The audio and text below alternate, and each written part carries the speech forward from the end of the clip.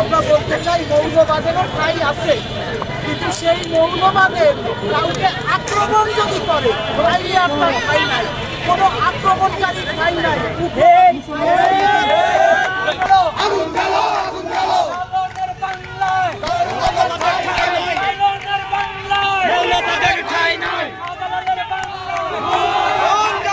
সারা দেশে কি পরিমাণ বাউলদের উপর হামলা করা হচ্ছে, মাজারের উপর হামলা করা হচ্ছে, মাজার ভেঙে দেওয়া হচ্ছে, ধর্ম অবমাননার নাম দিয়ে আমরা দেখছি যে কোনো ভিন্ন মতের উপর নিপীড়ন চালানো হচ্ছে।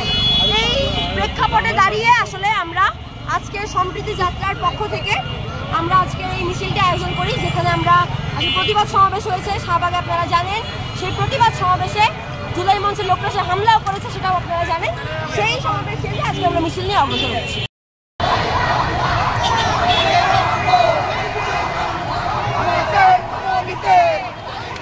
বিশ্বাসের মানুষ, নানান তরিকার মানুষ, নানান মাযহাবের মানুষ তারা বাংলায় বাস করবে, বিশ্বাসী অবিশ্বাসী নির্বিশেষে।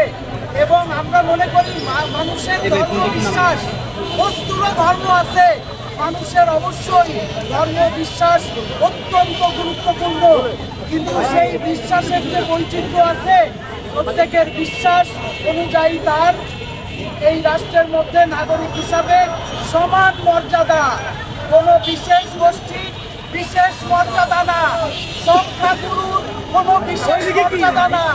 ওইটা যে রাষ্ট্র, সেইটা হচ্ছে আমরা বলি যে সেইটা কোনো রাষ্ট্র হতে পারে না, সেইটা একটা মানসান নয়।